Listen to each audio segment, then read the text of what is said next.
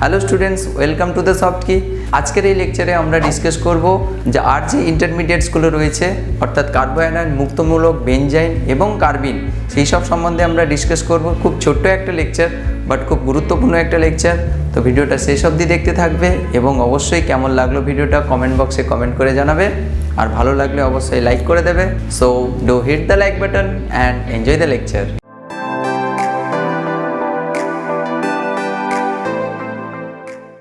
তো মোটামুটি আমরা ইন্টারমিডিয়েট সম্বন্ধে জানছিলাম।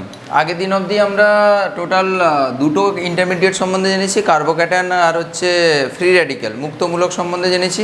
তো আজকে আর যে বাকি তিনটা, আজকের লেকচারে মোটামুটি আর যে তিনটে ইন্টারমিডিয়েটস রয়েছে, কার্বোয়ানায়ন, কার্বিন আর বেনজাইন।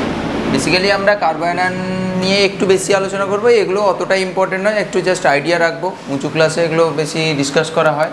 তোমাদের এখানে সিলেবাসে টুকটাক একটু জাস্ট টাচ করে গেছে, ওই টাচ হলেই হবে, একটুখানি জানলেই হবে। তো বেসিক্যালি আমরা এখন ওই কার্বোয়ানায়ন হচ্ছে ওটা নিয়ে কাজ করব, মানে ওটা নিয়ে একটু ডিসকাস করব। ফার্স্ট আমরা অ্যাজ ইউজুয়াল যেরকম অন্যান্য ইন্টারমিডিয়েটসের ক্ষেত্রে যেরকম করছিলাম, যে আগে হচ্ছে ও স্ট্রাকচার দেখব, তারপর হচ্ছে স্টেবিলিটি দেখব, তারপর হচ্ছে ও সক্রিয়তা স্টেবিলিটির সঙ্গে তো ইনভার্সলি রিলেশন। যদি স্টেবিলিটি বেশি হয় তাহলে সক্রিয়তা কমে যাবে, তাই না? তো এটা আগের দিন আমরা ডিসকাস করেছি। তো ফার্স্ট হচ্ছে কার্বোয়ানায়ন। বাবু, কার্বোয়ানায়ন জেনারেট করে কীভাবে? হোমোলাইটিক ক্লিভেজ না হেটেরোলাইটিক ক্লিভেজের মাধ্যমে? কার্বোয়ানায়ন হোমোলিসিস না হেটেরোলিসিসের মাধ্যমে? হেটেরোলিসিসের মাধ্যমে। কারণ হোমোলিসিসে দুটো করে ইলেকট্রন শেয়ারিং হয়, র্যাডিক্যাল ডট ডট তৈরি হয়। আর কার্বোয়ানায়ন এগুলো হচ্ছে সবই হেটেরোলিসিস বা হেটেরোলাইটিক ক্লিভেজের মাধ্যমে তৈরি হয়। তো সেটা আমি দেখাইনি, তোমরা জানো এটা।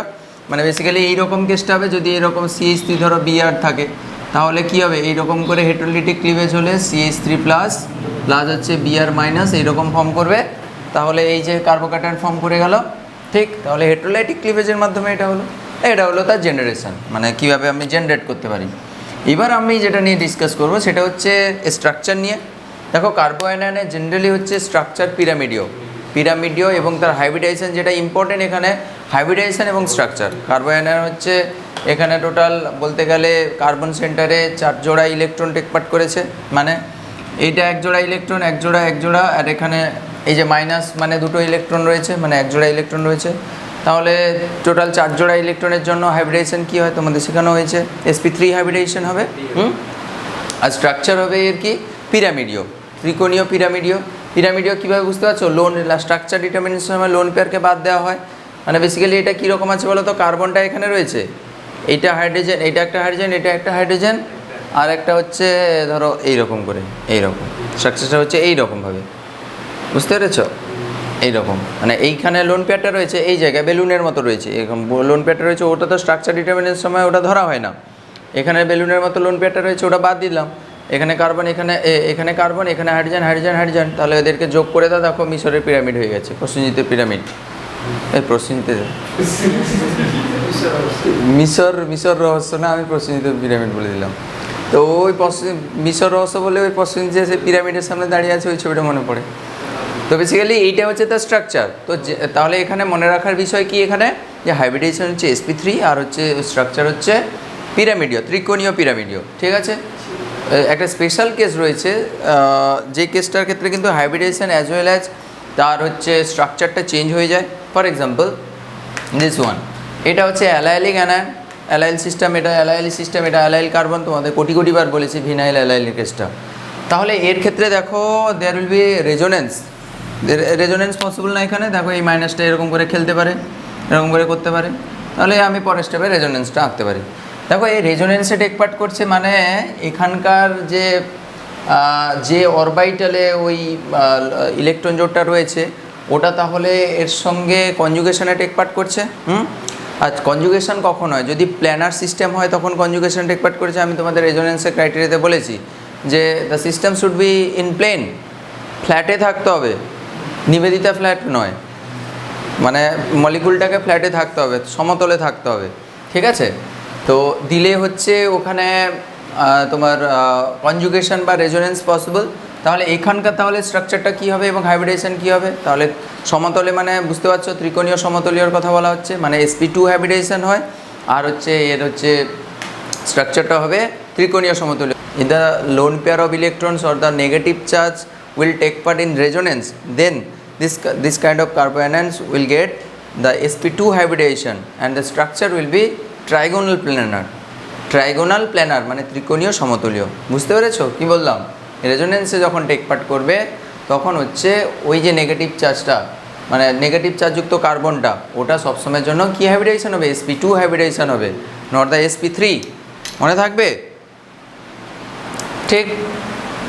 তাহলে এটা ত্রিকোণীয় সমতুল্য কেমন বুঝতে পেরেছো তো? মানে এইটা হচ্ছে একটা সিস্টেম, CH এই C এই এইচ আর এই নেগেটিভ চার্জ আর কি, মানে এই নেগেটিভ চার্জটা এখানে থাকবে আর কি এখানে। তো এই যে প্ল্যানার এই যে ত্রিকোণীয় সমতুল্য এরকম আর কি, এর সঙ্গে এটা রেজোনেন্সে টেক পার্ট করছে, এইখানে তোমার সেই নেগেটিভ চার্জটা রয়েছে। ঠিক, ত্রিকোণীয় সমতুল্য রেজোনেন্সে টেক পার্ট করলে ওটা সবসময় ত্রিকোণীয় সমতুল্য, sp2 হাইব্রিডাইজেশন হবে। ওকে, এরপরে মেন আমাদের যেটা ইন্টারেস্ট অফ এরিয়া সেটা হচ্ছে যে stability. How could you determine the stability, how could you compare the stability of carbanions? তোমাকে যদি পার্টিকুলার 2-3টা কার্বোঅ্যানায়ন্সের গোছা দিয়ে দেওয়া হয়, একগুচ্ছ কার্বোঅ্যানায়ন দিয়ে দেওয়া হয়, তাহলে হাউ কুড ইউ কম্পেয়ার, তুমি কিভাবে কম্পেয়ার করবে ওই কার্বোঅ্যানায়নগুলো কে তাদের স্টেবিলিটি বা হচ্ছে স্থায়িত্বের অর্ডারে কীভাবে সাজাবে তুমি তাদের? দুটো কন্ট্রোলিং ফ্যাক্টর রয়েছে এখানে, রেজোনেন্স আর হচ্ছে ইন্ডাকটিভ এফেক্ট। আমরা ওদের ক্ষেত্রে কি পড়েছিলাম? কার্বোঅ্যানায়ন আর হচ্ছে ফ্রি রেডিক্যালের ক্ষেত্রে ইন্ডাকটিভ এফেক্ট ছিল, আর কি ছিল? হাইপার কনজুগেশন ছিল, রেজোনেন্স ছিল। এখানে কিন্তু হাইপার কনজুগেশন তোমাদের কোনো সিস্টেমে দেখেছো যে ডবল বন্ড ট্রিপল বন্ডের সঙ্গে নেগেটিভ চার্জ থাকলে হাইপার কনজুগেশন হয়, plus double bond triple bond আর হচ্ছে র্যাডিক্যাল, এরকম কিছু জিনিসপত্র ছিল, তাই না? তাহলে এখানে হাইপার কনজুগেশনের কোনো ব্যাপার নেই। তাহলে ফার্স্ট আমরা দেখব রেজোনেন্সের মাধ্যমে, তারপরে ইন্ডাকটিভ এফেক্টের মাধ্যমে। আচ্ছা, যেহেতু আমি ইন্ডাকটিভ এফেক্টের এক্সাম্পলটা আগে লিখেছি তাই আমি ইন্ডাকটিভ এফেক্ট দিয়ে বলছি। তো ফার্স্ট আমি স্টেবিলিটি কম্পেয়ার করব থ্রু দ্য ইন্ডাকটিভ এফেক্ট। হ্যাঁ, তাহলে এইখানে 4টা আমি টোটাল কার্বোঅ্যানায়ন লিখেছি। ঠিক, তাহলে তোমাকে you have to compare the stability order of this particular carboanions. So can you determine the stability order?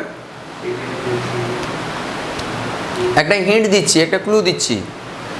কার্বোঅ্যানায়ন মানে নেগেটিভ চার্জ রয়েছে, নেগেটিভ চার্জ থাকলে তার টাকা পয়সা বেশি আছে, তাকে যদি আরও দাও তাহলে সে খারাপ, সে উচ্ছনে যাবে, এটা সেটা করবে, হতকা খাবে। আচ্ছা, তাহলে নেগেটিভ চার্জ থাকলে টেনে নিলে ভালো, আর পজিটিভ চার্জ থাকলে ঘাটতি রয়েছে তাকে দিলে ভালো। এবার বলো, ফার্স্টের স্টেবিলিটি বেশি, তাহলে তোমরা কি বলছো?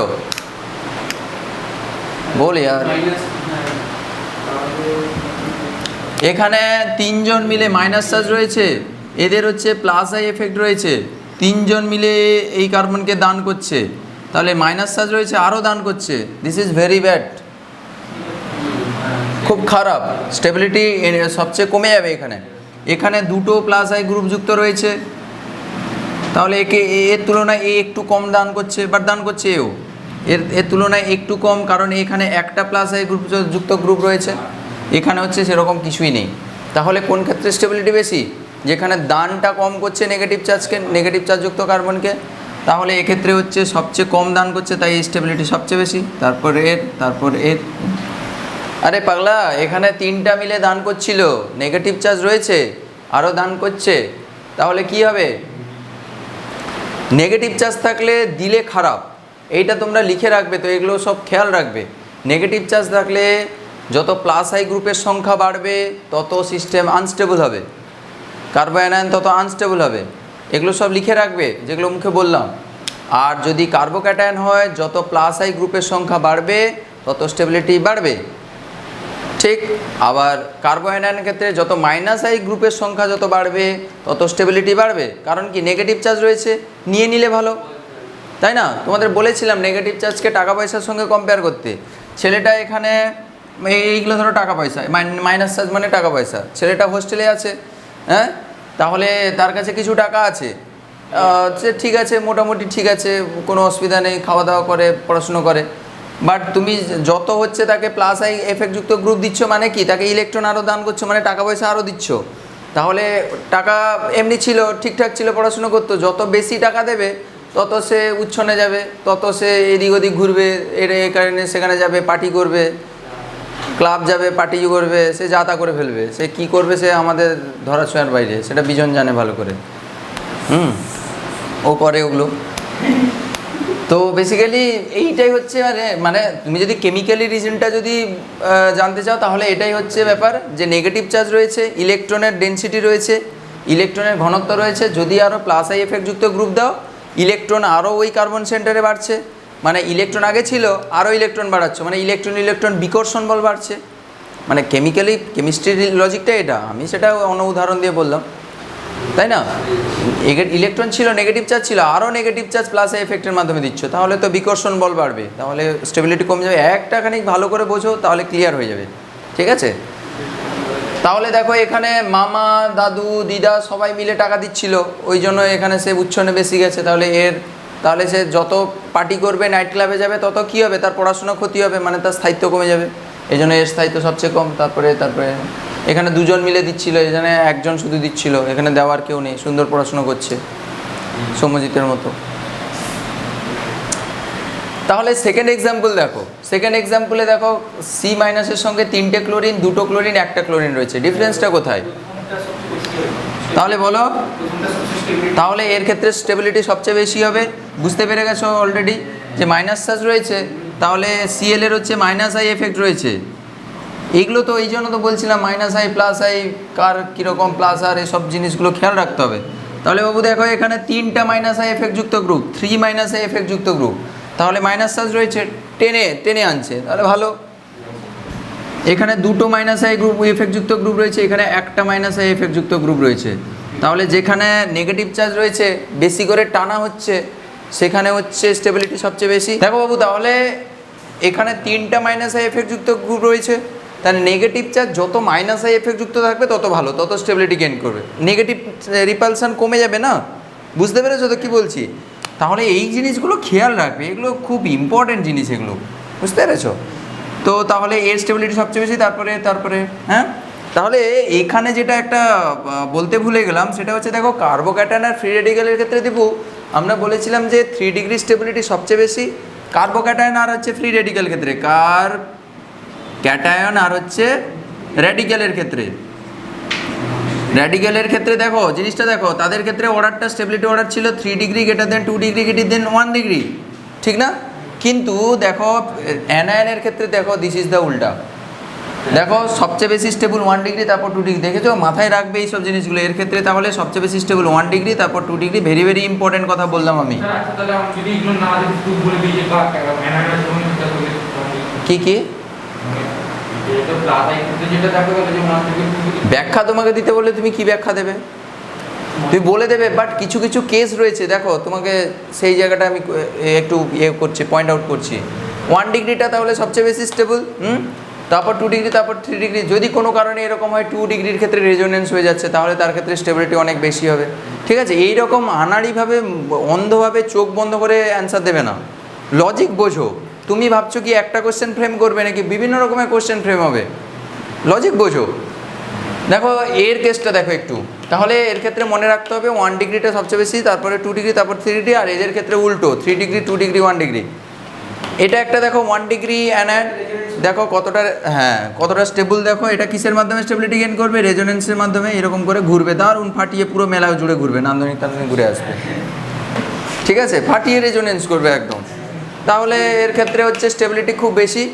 তাহলে এটা নাম কি গো? বেঞ্জাইল অ্যানায়ন, তাই না? ওকে, দ্যাটস গুড। আচ্ছা বাবু, তুমি তাহলে যদি বুঝে থাকো তাহলে এই 4 নম্বরটা আমাকে বলে দাও একটু। 4 নম্বরের অর্ডারটা বলে দাও, কার্বো অ্যানায়নের স্টেবিলিটি অর্ডারটা বলো। তাহলে তোমাকে একটা হিন্ট দিচ্ছি, তুমি এখানে তো কিছুই বুঝতে পারছো না, রেজোনেন্স কিছু হবে না, কি দেখবে? ডিগ্রি দেখতে হবে, আর কিছু জানি হাইপারকনশনও হবে না, ডিগ্রি দেখবে এক্ষেত্রে। তাহলে এটা কত ডিগ্রি অ্যানায়ন গো? এইখানে নেগেটিভ চার্জ রয়েছে, তাহলে এই কটা কার্বনের সঙ্গে যুক্ত আছে? 1টা 2টা 3টা, তাহলে হারাধনে 3টা ছেলে, তাহলে হচ্ছে 3 ডিগ্রি এটা অ্যানায়ন। কি বাবু এইটা কটার সঙ্গে যুক্ত রয়েছে? রাম 2, তাহলে 2 ডিগ্রি এটা অ্যানায়ন, এটা হচ্ছে 1 ডিগ্রি অ্যানায়ন, কারণ এখানে তো CH2 রয়েছে, CH2 মাইনাস, তাহলে একটা কার্বনের সঙ্গে যুক্ত রয়েছে, তাহলে এটা 1 ডিগ্রি কার্বন অ্যানায়ন। তাহলে তুমি কি শিখেছো একটু আগে? 1 ডিগ্রি স্টেবিলিটি সবচেয়ে বেশি, তারপর 2 ডিগ্রি, তাহলে দিস ইজ দ্য অর্ডার। বুঝতে পেরেছো? জীবনে ভুলবে না এগুলো, এই যে রিয়েল এক্সাম্পলগুলো দিচ্ছি তো এগুলো মনে রাখবে, দেখবে কোটি কোটি বছর ধরে তোমার চলতে থাকবে। তারপরের ক্ষেত্রেও সেম কেস দেখবে। Very good. এই যে তোমরা ট্র্যাপে পড়োনি, আগের দিন পড়েছিলে, আমি কালকে লেকচারটা দেখছিলাম, সৌম্যজিৎ বলছে স্যার আর কোনো দিন ভুল হবে না। সত্যি ভুল হলো না, কালকে আমি লেকচারটা রিপিট করে দেখছিলাম যে কতদূর পড়ানো হচ্ছিল, তুমি বলছিলে না, সব আছে ওখানে। Very good. তাহলে দেখো এখানে CH2 রয়েছে, এখানে দেখো রেজোনেন্স রয়েছে, তুমি অ্যাপ্রোচটা কী রাখবে? যে ডবল বন্ডের কোথাও কেস রয়েছে মানে sir there is some probability to get the resonance structure. তো আমি দেখবো, কোথাও হতে পারে নাও হতে পারে, তো দেখবো যদি কোনো পসিবিলিটিস থাকে। তো দেখো এখানে তো রেজোনেন্স হয়ে গেল, তাহলে এ হচ্ছে রেজোনেন্স, আমি বলেছি স্টেবিলিটির দিক থেকে সবার উপরে, বাবার বাবায়, তাহলে এর হচ্ছে স্টেবিলিটি সবচেয়ে বেশি। তারপরে আমি আর তো কারোর ক্ষেত্রে রেজোনেন্স হবে না, তাই তাদের ক্ষেত্রে আমি কি দেখব? ডিগ্রি দেখব। কি? তাহলে দেখো এর হচ্ছে কত ডিগ্রি? এটা হচ্ছে 1 ডিগ্রি, এটা হচ্ছে 3 ডিগ্রি, 3 ডিগ্রি, এটা ডিগ্রি দেখতে বুঝতে পারছো তো? ডিগ্রি, যার উপরে নেগেটিভ চার্জ রয়েছে যেই কার্বনের উপর, সে কটা কার্বনের সঙ্গে যুক্ত রয়েছে ডিরেক্টলি, যটা কার্বনের সঙ্গে যুক্ত রাখবে সেটা হচ্ছে তার ডিগ্রি। এটা হচ্ছে 3 ডিগ্রি, এটা হচ্ছে 2 ডিগ্রি, ঠিক আছে? আর এর ডিগ্রি ফিগ্রি নিয়ে লাভ নেই, এ সে সবার উপরে। তাহলে বাবু দেখো এর হচ্ছে সবচেয়ে স্টেবিলিটি সবচেয়ে বেশি কোনটার? এটা যদি 4 নম্বর দিই, এটা 3 নম্বর, এটা 2 নম্বর, এটা যদি 1 নম্বর দিই, তাহলে 4-এর স্টেবিলিটি সবচেয়ে বেশি, তারপরে 1-এর স্টেবিলিটি, তারপর হচ্ছে 3-এর স্টেবিলিটি, তারপর হচ্ছে 2-এর স্টেবিলিটি। এ ফাইন না? জীবনে কোনো দিন ভুলবে না। ঠিক। আর একটা করো, এইটা 6-এরটা নেগেটিভ চার্জ রয়েছে, শুধু দেখবে যে ডিফারেন্সটা, অ্যাপ্রোচ তোমার এইটারও এরকম হবে, যে ডিফারেন্সটা কোথায়? ডিফারেন্সটা হচ্ছে এইখানে, ডিফারেন্স ডিফারেন্স ডিফারেন্স।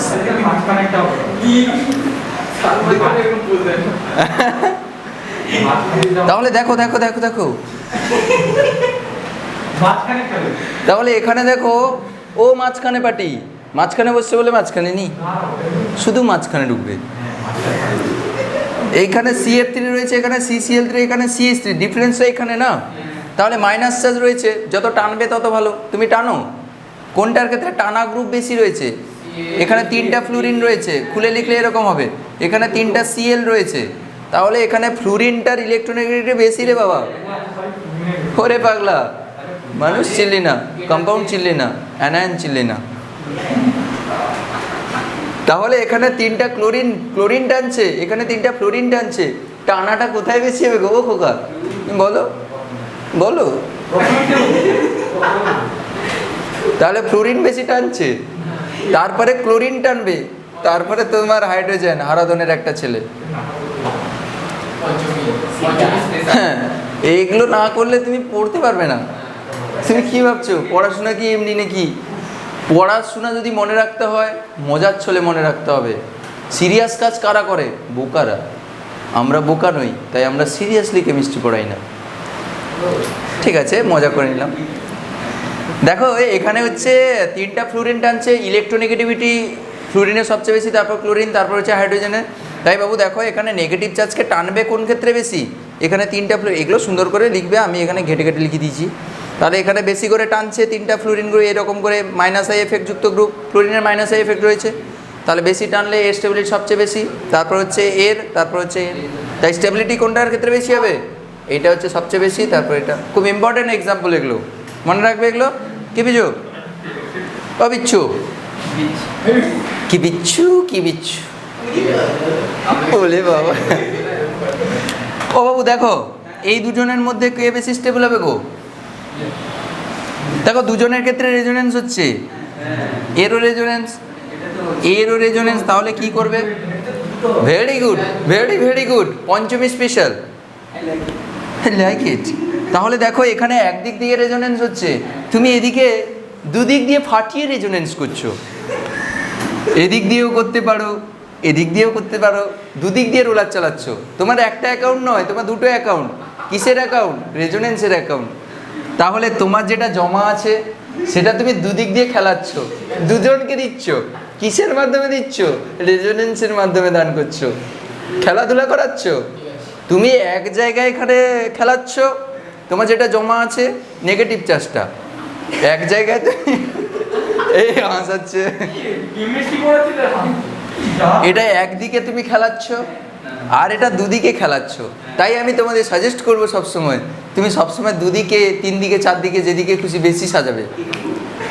যেটি খেলাবে, যত বেশি খেলাবে তত বেশি স্টেবিলিটি পাবে। ঠিক আছে, চারিদিকে খেলবে।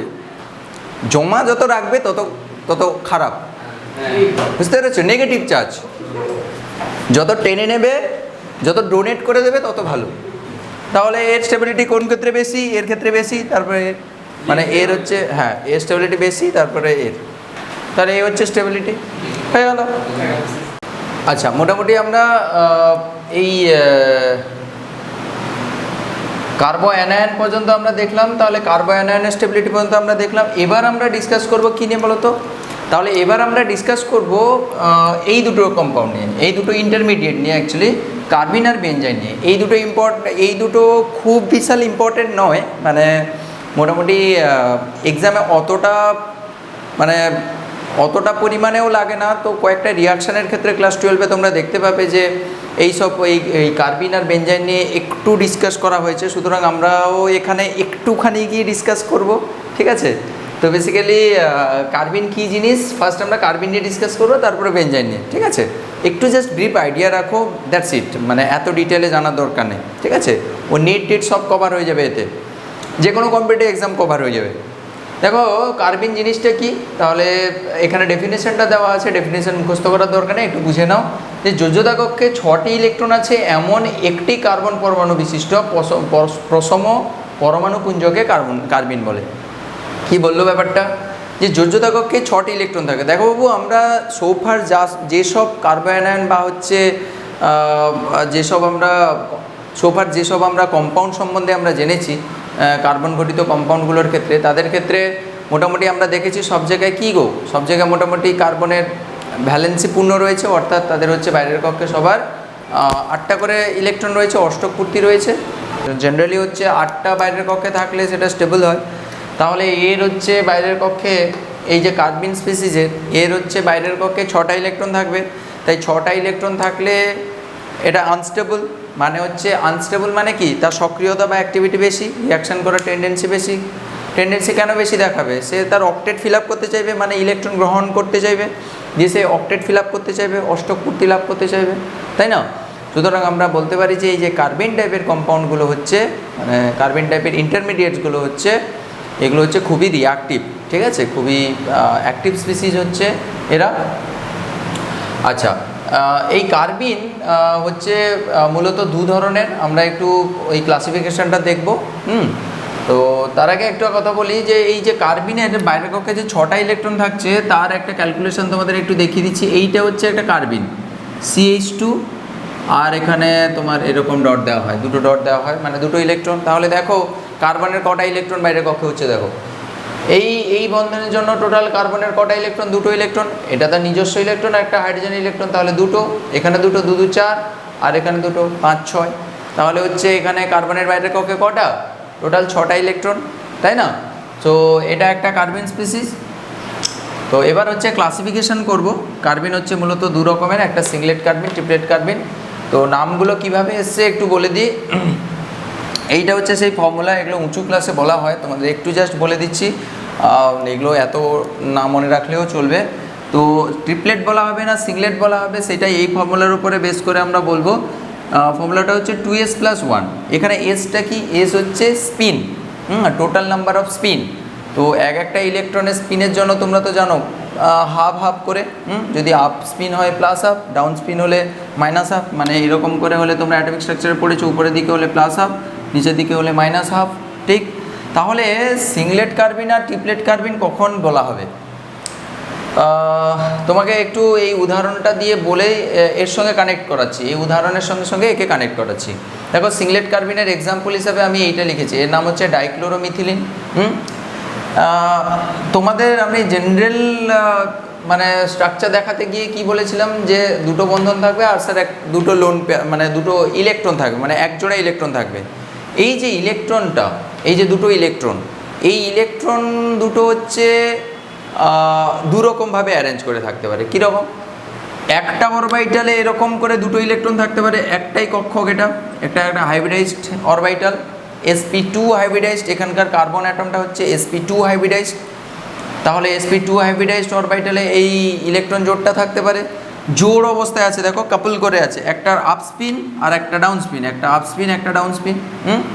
আবার এই দুটো ইলেকট্রন দুটো ডিফারেন্ট কক্ষকেও অবস্থান করতে পারে, যেটা এখানে লিখেছি। দেখো এখানে দুটো ইলেকট্রন একই কক্ষকে রয়েছে, একই অরবিটালে রয়েছে, এখানে হচ্ছে দুটো ইলেকট্রন দুটো ডিফারেন্ট কক্ষকে রয়েছে।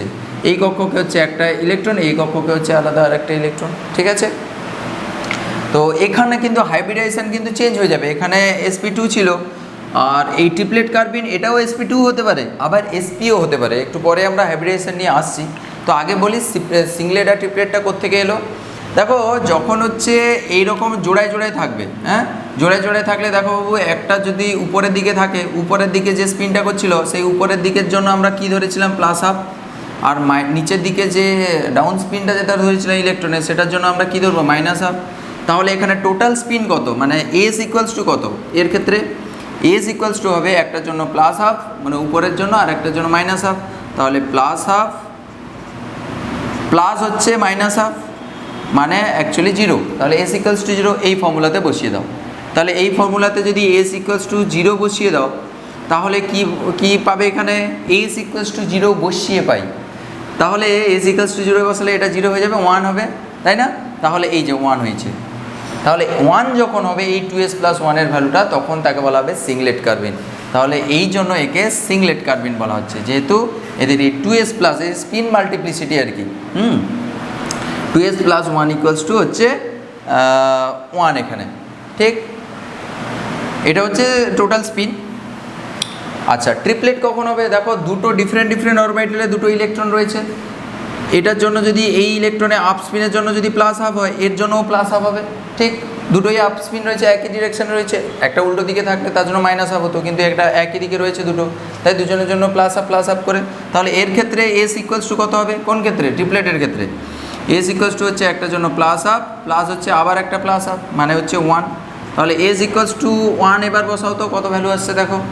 তাহলে এস ইকুয়ালস টু 1 বসিয়ে পাই, তাহলে 2 × 2 + 1 মানে 3 হচ্ছে। তাহলে 3 হলে তাকে ট্রিপলেট কার্বিন বলা হবে, 1 হলে হচ্ছে সিংলেট, কার ভ্যালু 2s + 1 ভ্যালু, আর হচ্ছে 3 হলে তাকে বলা হয় ট্রিপলেট কার্বিন। এই জন্য একে ট্রিপলেট কার্বিন বলা হচ্ছে, বুঝতে পেরেছো? 2s + 1 ভ্যালুটা এখানে হচ্ছে 3। এটা একটা উদাহরণ দেওয়া আছে, মিথিলিন হচ্ছে একটা কার্বিন। তোমরা বইতে যখন দেখবে এইরকমভাবে লেখা থাকে, দেখবে এইরকমভাবে লেখা থাকে, এইরকমভাবে অ্যাকচুয়ালি তাকে দেখানো হয় না খুলে যে অ্যাকচুয়ালি ইলেকট্রন দুটো একই অরবিটালে রয়েছে নাকি ডিফারেন্ট দুটো অরবিটাল রয়েছে। এবার তোমাদের প্রশ্ন হতে পারে, স্যার কখন বুঝবো ট্রিপলেট হবে কখন সিংলেট হবে? সবই তো এরকম ডট করে দেওয়া আছে। তার জন্য উপায় রয়েছে, যেখানে দুটো থাকলে বেশি, একটা অরবিটালে দুটো ইলেকট্রন থাকলে অর্থাৎ জোড়ায় থাকলে যেখানে বেশি স্টেবিলিটি পাবে সেখানে জোড়ায় থাকবে অর্থাৎ সিঙ্গেল স্টেটে থাকবে, আর যেখানে আলাদা থাকলে বেশি স্টেবল সেখানে সেই রকমভাবে থাকবে। একটু পরে আসছি আমি কোনটা কোথায় হবে। একটু হাইব্রিডাইজেশন সম্বন্ধে বলে দিই। তাহলে সিংলেট কার্বিনে এখানে কার্বন অ্যাটমটা হচ্ছে sp2 হাইব্রিডাইজ, তার স্ট্রাকচার হবে কৌণিক স্ট্রাকচার হবে এর, ঠিক? আর এই লোন পেয়ারটা, এই ইলেকট্রন জোড়টা কোথায় রয়েছে? ইলেকট্রন জোড়টা হচ্ছে sp2 হাইব্রিডাইজড অরবিটালে, sp2 হাইব্রিডাইজড অরবিটালে হচ্ছে এই লোন পেয়ারটা মানে ইলেকট্রন জোড়টা রয়েছে। আর ট্রিপলেট কার্বিনের ক্ষেত্রে দুটো হচ্ছে প্রবাবিলিটি থাকতে পারে, মানে দুটো হাইব্রিডাইজেশন হতে পারে, মানে দুটো স্ট্রাকচারও হতে পারে। হাইব্রিডাইজেশনগুলো কী sp2 আর হচ্ছে sp, হয় sp2 হতে পারে sp হতে পারে। sp2 হলে এর মতো কৌণিকই গঠন সংকেত হবে sp2 যদি হয় ট্রিপলেটের, আর sp যদি হয় তখন কিন্তু আর কৌণিক হবে না, তখন হবে রৈখিক। তাহলে sp2 হলে কৌণিক হবে আর sp হলে রৈখিক হবে। এটা ট্রিপলেটের দুটো ক্যাটাগরি হতে পারে, আর সিংলেটে সবসময়ের জন্য sp2 হবে, ঠিক? আর তার কৌণিক স্ট্রাকচার হবে। এটা হচ্ছে মিথিলিন কার্বিন, ঠিক আছে না? তো এই হচ্ছে ক্লাসিফিকেশান। এবার তোমাদের একটু বলে দিই যে কোন কোন সময় কোন কার্বিন কী স্টেটে থাকবে, কোনটা ট্রিপলেট স্টেটে থাকবে, কোনটা হচ্ছে সিঙ্গেল স্টেটে থাকবে, সেটা আমি তোমাদের একটু বলে দিই। তোমরা মোটামুটি দেখবে যে স্টেবিলিটি কোথায় বেশি কম হচ্ছে, স্টেবিলিটি যেখানে বেশি সেখানে হচ্ছে সেই কার্বিন সেই স্টেটে থাকবে, ঠিক আছে। তো একটা উদাহরণ দিচ্ছি, এর ক্ষেত্রে দেখো ডাইফিনাইল কার্বিন, দেখো এর সংকেতটা লিখেছে এরকম CpPH2, PH মানে হচ্ছে ফিনাইল গ্রুপ, মানে বেঞ্জিনের মতো যেটা, আর হচ্ছে দুটো ইলেকট্রন রয়েছে। তো এখানে যে ইলেকট্রনটা দুটো উপায়ে থাকতে পারে, স্যার এরকম করে দুটো ডিফারেন্ট অরবিটালে এরকম ইলেকট্রন দুটো থাকতে পারে, আবার হচ্ছে একই জায়গায় এরকম করেও থাকতে পারে, এখানে ফিনাইল রয়েছে আর হচ্ছে এখানে ফিনাইল রয়েছে, একই জায়গায়ও দুটো ইলেকট্রন থাকতে পারে, এরকম করেও থাকতে পারে, তাই না? তাহলে কোনটা বেশি স্টেবল? যদি এরকম থাকে এটাকে ট্রিপলেট কার্বিন বলবো, এটা হলে সিঙ্গলেট কার্বিন বলবো। দেখো এক্ষেত্রে যদি আলাদা আলাদা করে দুটো ইলেকট্রন থাকে তাহলে কিন্তু এই যে সিঙ্গেল ইলেকট্রনটা, মানে আমি একে এবার একটু ডট দিয়ে লিখছি, এই যে সিঙ্গেল ইলেকট্রনটা দুটো ডিফারেন্ট অরবিটালেই রয়েছে, ঠিক আছে।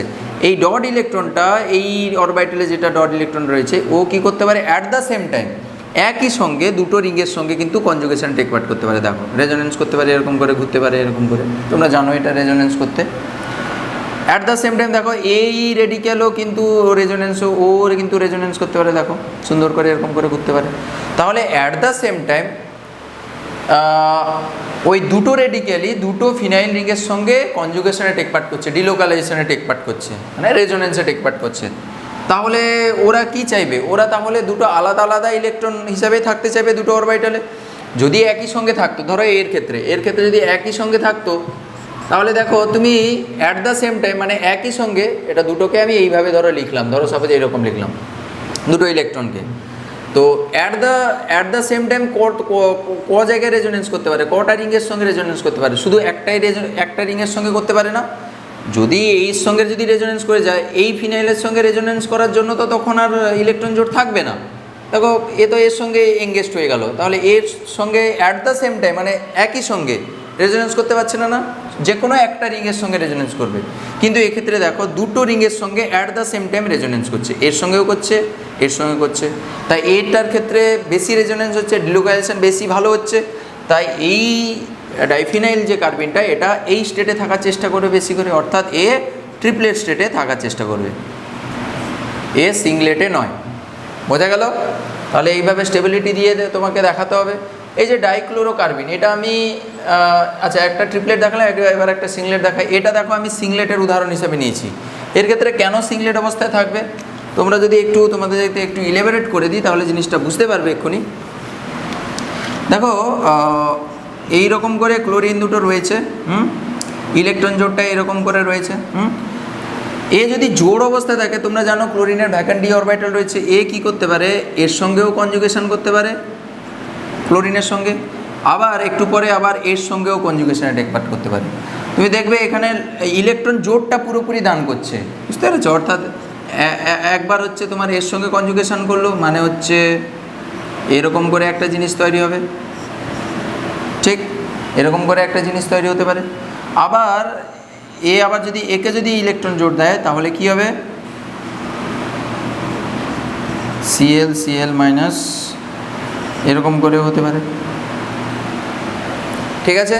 তাহলে এর ক্ষেত্রে তাহলে কোনটা বেশি স্টেবল হবে, এই ইলেকট্রন জোড় হিসাবে থাকলে সুবিধা, জোড় করলে তো একটা বন্ধন তৈরি করছে, নতুন একটা বন্ধন তৈরি করছে, তাই না?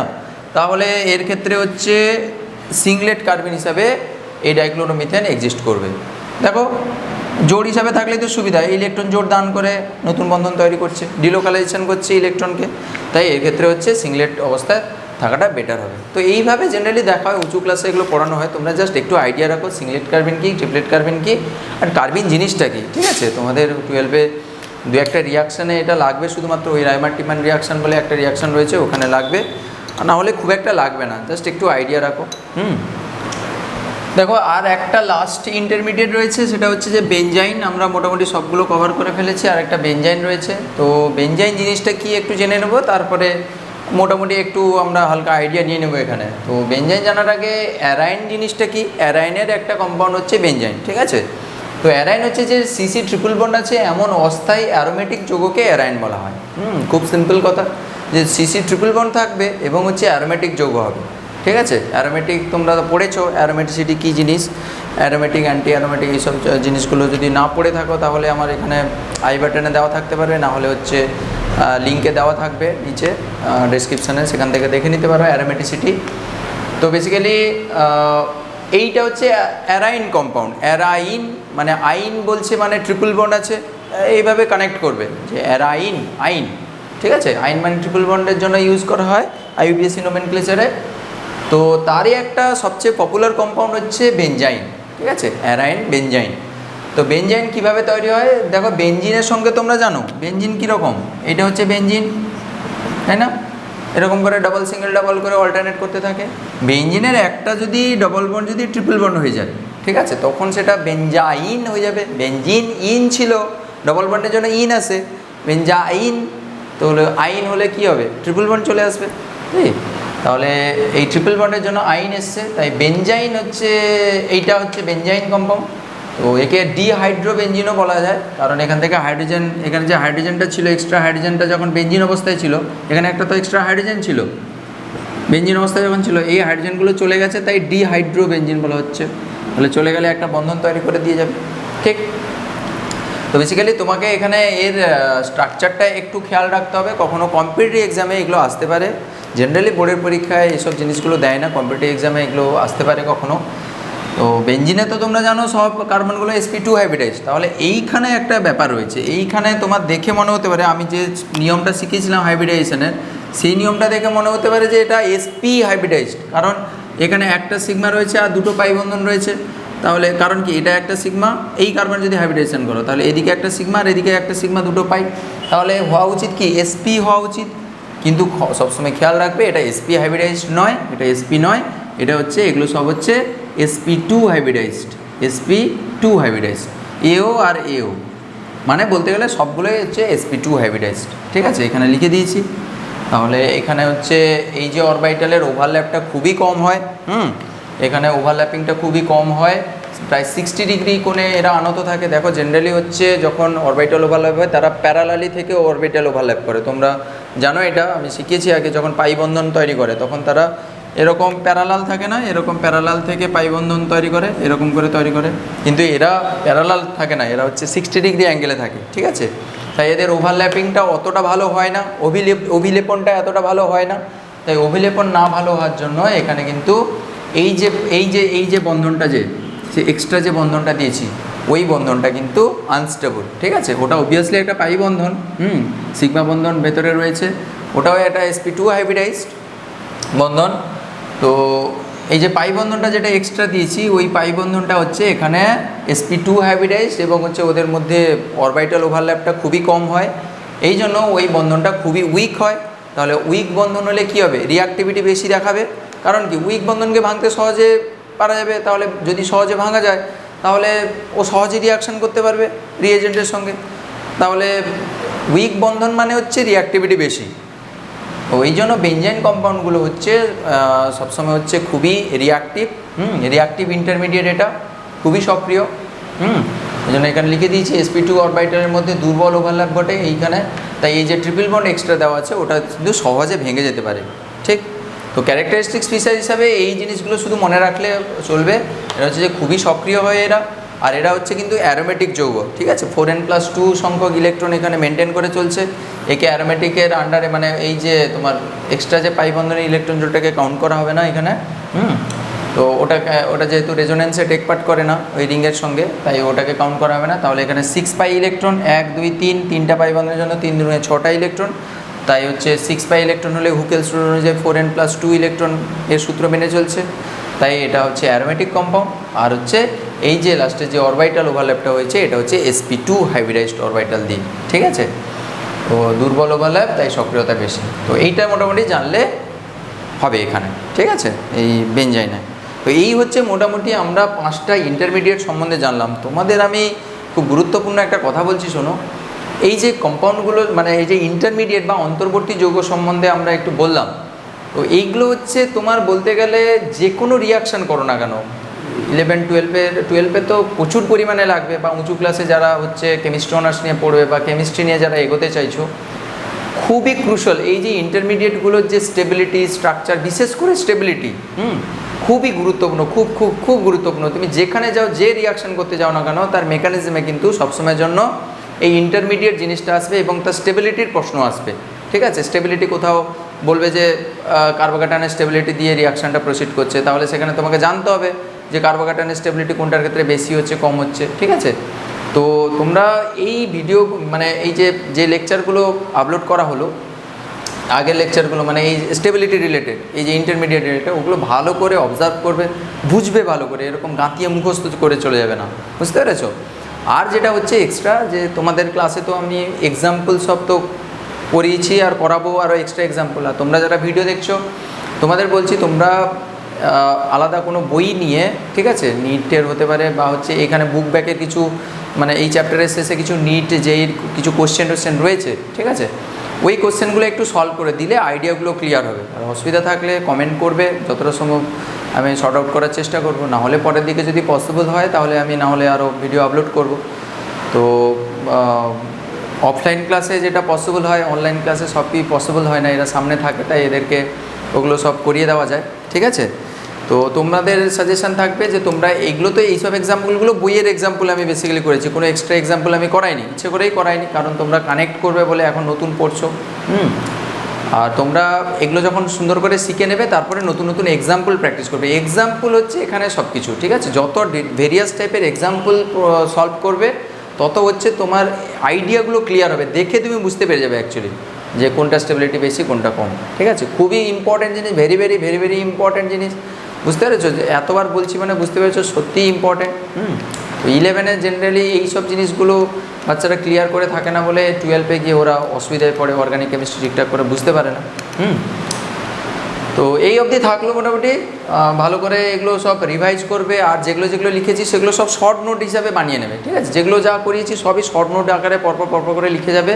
যখন কোনো এক্সট্রা এক্সাম্পল পাবে ওইখানে তোমরা ওইগুলোকে, ওই এক্সট্রা এক্সাম্পলগুলো সব তুলে তুলে, কার্বোক্যাটায়ন সব আমার নোটটা শেষ হয়ে গেলে 2-1 পৃষ্ঠা ছেড়ে দেবে, দিয়ে তারপরে যখন এক্সট্রা কোনো উদাহরণ পাবে ওখানে পরপর করে লিখে রাখবে। স্পেস থাকলে তো পরে তুমি ওখানে অ্যাড করতে পারবে না, A4 শিটে তোমরা শর্ট নোটগুলো বানাতে পারো। ঠিক আছে, এগুলো প্রচুর দিন কাজে লাগবে, বুঝতে পেরেছো? যতদিন তোমার কেমিস্ট্রি সাবজেক্ট থাকবে ততদিন এইসব জিনিসগুলো লাগবে, খুব ইম্পর্টেন্ট জিনিসপত্রগুলো। ঠিক আছে, আশা করি এই লেকচার সিরিজটা খুব ভালো লাগলো তোমাদের। আর কেমন লাগলো, যদি ভালো লাগে থাকে তাহলে অবশ্যই কমেন্ট বক্সে কমেন্ট করে জানাবে কেমন লাগলো। আর বন্ধুদের সঙ্গে শেয়ারও করবে। তোমরা জেনারেলি হচ্ছে শেয়ার টেয়ার করো না, তো শেয়ার না করলে চ্যানেল গ্রো করবে কী করে? সো অবশ্যই তোমরা শেয়ার করবে বন্ধুদের সঙ্গে। তুমি যদি বেনিফিটেড হও, তুমিও চাইবে তোমার বন্ধুরাও বেনিফিটেড হোক, যদি বেনিফিটেড হয় আর কি এই লেকচারগুলো। ওকে, ঠিক আছে, চলো নেক্সট লেকচারে দেখা হবে। तब तक के लिए take care and bye bye. Okay.